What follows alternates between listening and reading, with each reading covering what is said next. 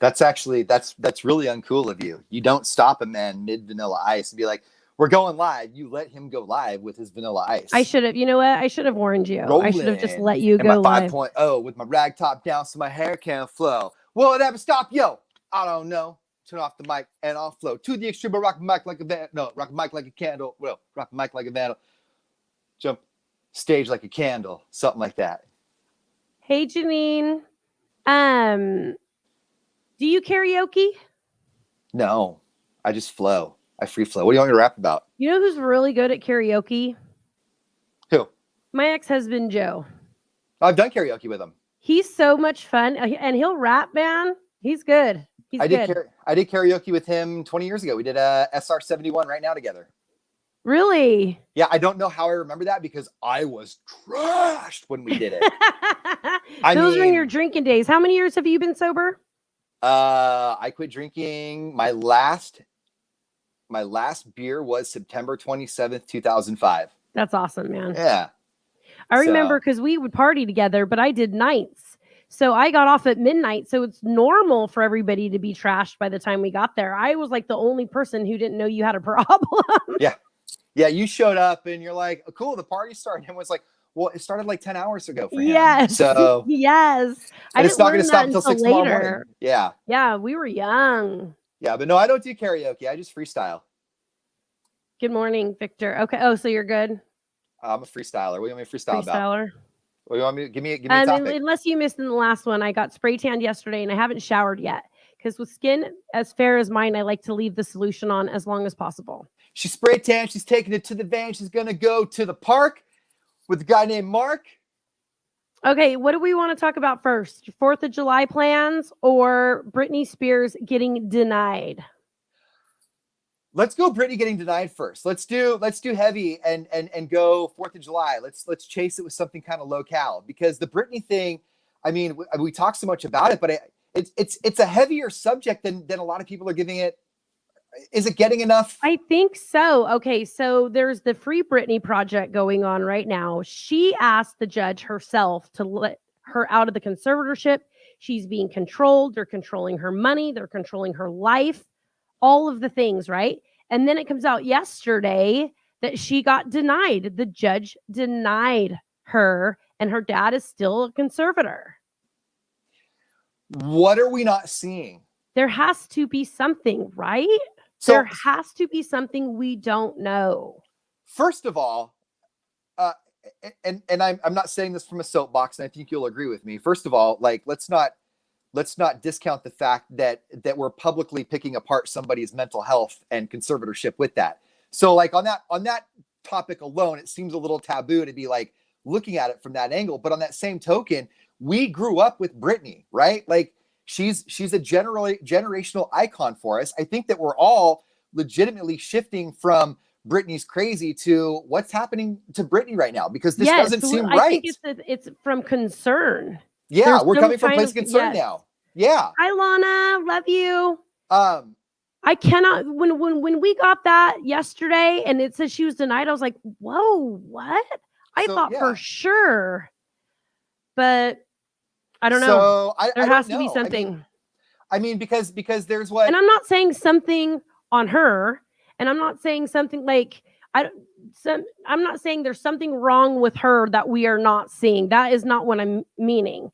But like Victor is alleging money. Like, what are we not seeing money? Are we not seeing, what's happening? I think the claim there is money is greasing the palms of the lawmakers in charge to keep which I'm not accusing anybody of, but maybe that's not the thing we're seeing. I'm not assuming that the thing that we are not seeing is Britney's doing.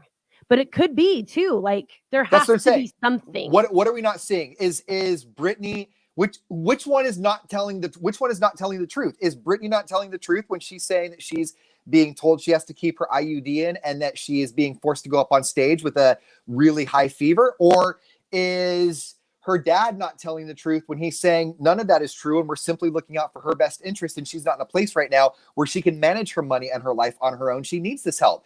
And hear me out on this one.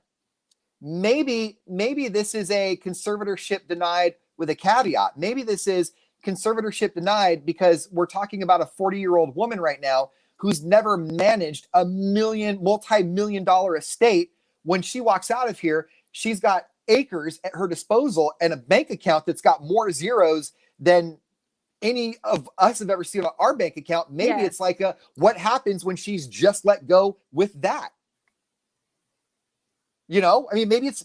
I know. I hear you loud and clear. I hear you loud and clear. It's been 13 years. It's hard to just, but it's hers. It is her money. She should get to do exactly what she wants with it. But I also understand what you are saying to the T. I do understand. Like when you bring an injured bird in and you repair that bird's wing, you don't just take the bird and put it in the forest and be like, all right, go, you know, you rehab it. And hopefully maybe that's what it is. Otherwise, I don't know.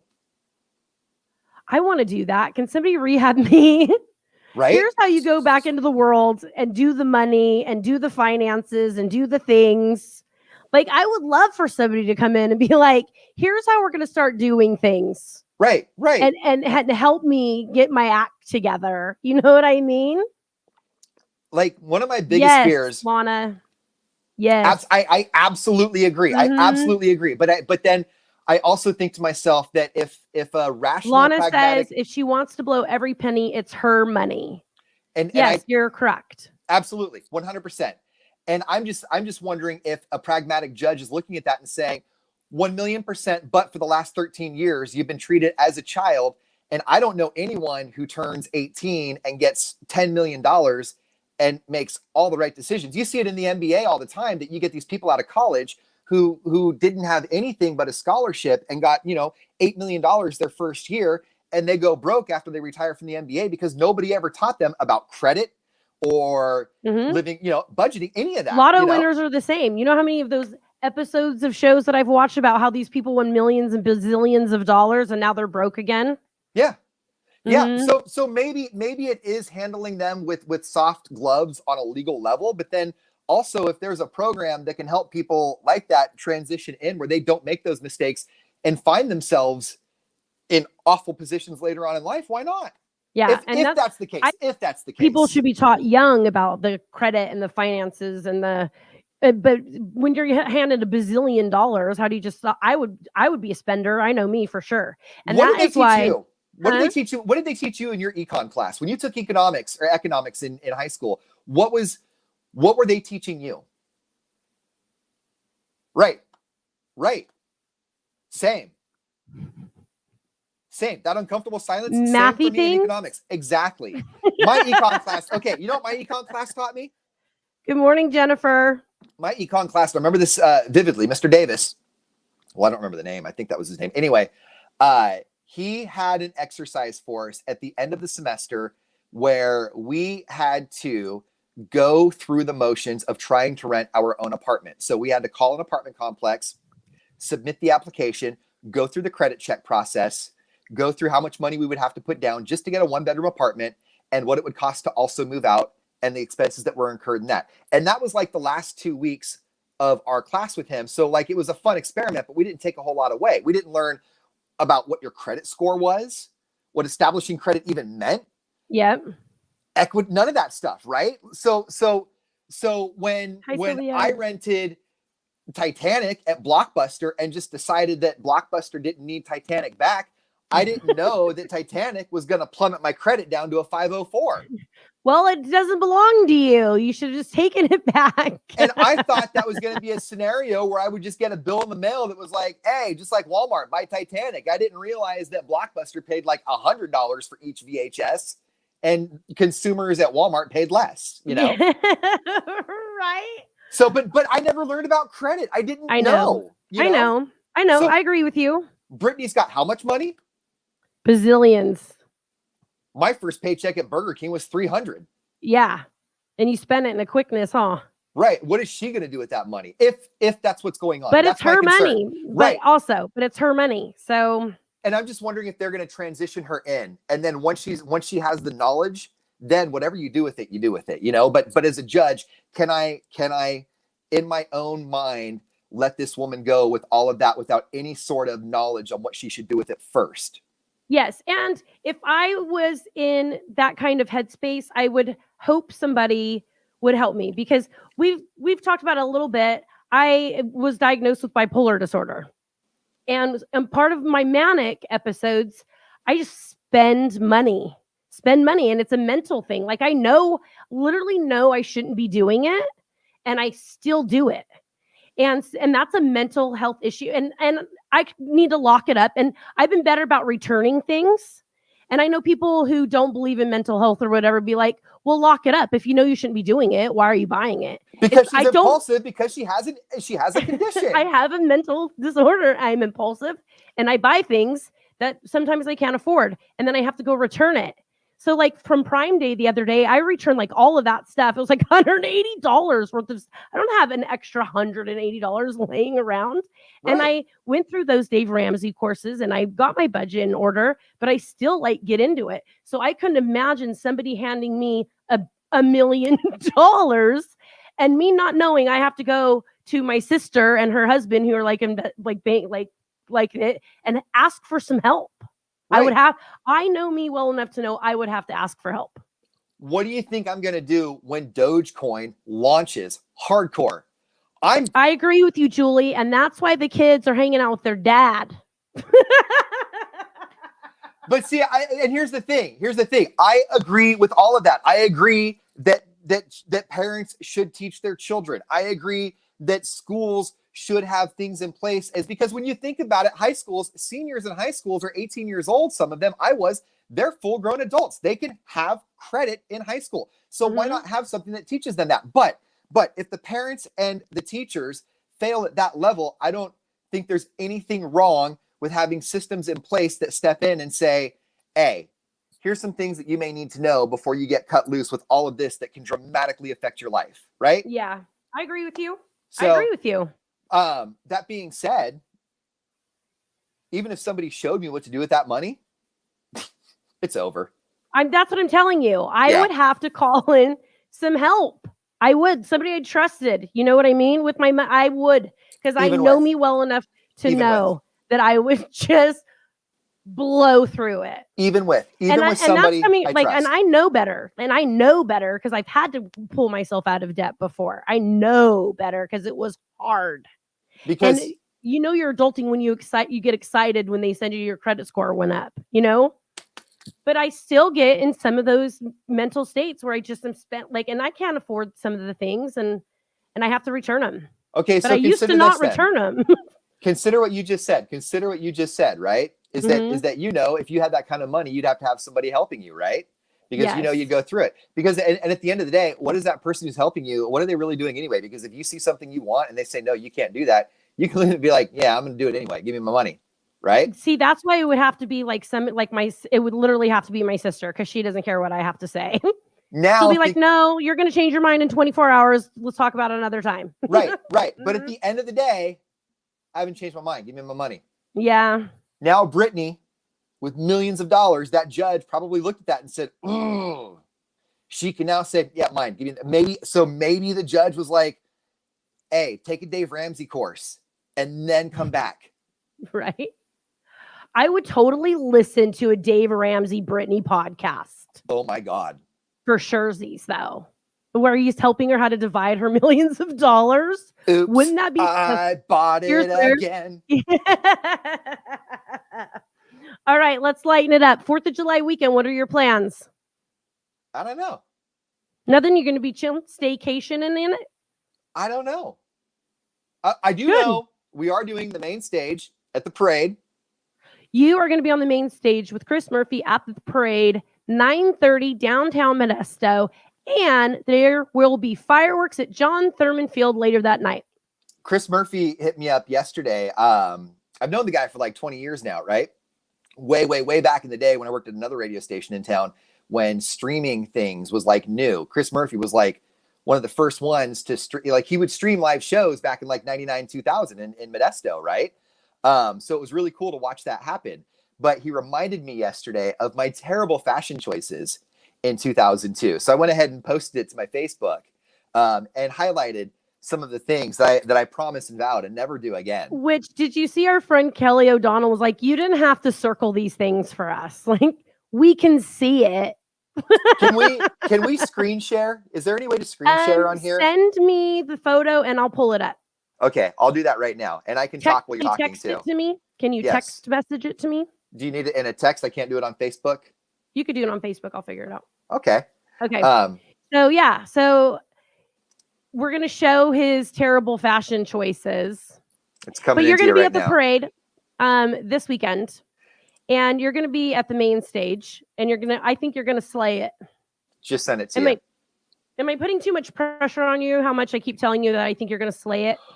Only because I don't know the level of interaction that I can have on the main stage versus how much will be just, doing business, reading the sponsors and the floats that are coming through and stuff like that. Because on the main stage, I think on the main stage, though, it's a little bit easier because when we work the other tents at the parade, like on the corners, the floats, when they're coming through, it's a stop and go because they're all stopping at the main stage to be judged, right? Yeah. So when they come through the main stage, you get a second to stop down and read the entire thing. But when we're at the other, and same thing for the Christmas parade, they go through so fast sometimes that you're not really sure if you're reading the part for the float that's going through or the float that was ahead or the float that's behind. And so then sometimes you got to read what float's coming through, and it'll be like for Crystal Milk, and then you'll be looking for like a walking cow just to give you an indication that that's the Crystal Milk float, So at the main stage, though, I think what's going to happen is because all of those floats are stopping is because us at the main stage, the important folk, are stopping the floats down to give them the due credit that you commoners can't give them at their regular stages. I think you're going to be so good at it, though. Okay. So this is 2002 at an event at John Thurman Field. I was up in a boom, one of those boom lifts, and I hate heights. I was very scared up there. Anyway, this was about the level of effort I put into my appearance back then. Is your goatee red? It sure is. Hold on, I'm trying to get rid of that. It is now too if I grow it full. Except it's gray on the sides, red right here, and the stash is still red. The bucket hat I still had up until 3 or 4 years ago. Really? And then I think I remember that bucket hat.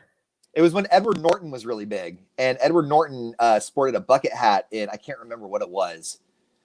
Anyway, I just thought it was, I thought it looked, man, I liked it, right? I'm trying to move I can't figure out how to get rid of the comments so that we could see the bottom with those shades on, though. I could see the shades in the top right. And then that earring right there above the comment. You have an that's earring? my little hoop. Yeah. Yeah, that's my hoop. Of course you do. So the story behind that earring is I grew up in a very conservative home, and I wasn't allowed to have ears pierced or anything like that, right? So when I got my ear pierced, when I was like 17 or 18, they put that little stud in there. I would take half Band-Aids and cover the stud for about a year. And we were having the house remodeled, and the guy that was remodeling the house came down. He goes, "You need to teach your son how to shave better because he's cutting himself all over the place. There are Band-Aids all over that bathroom of his."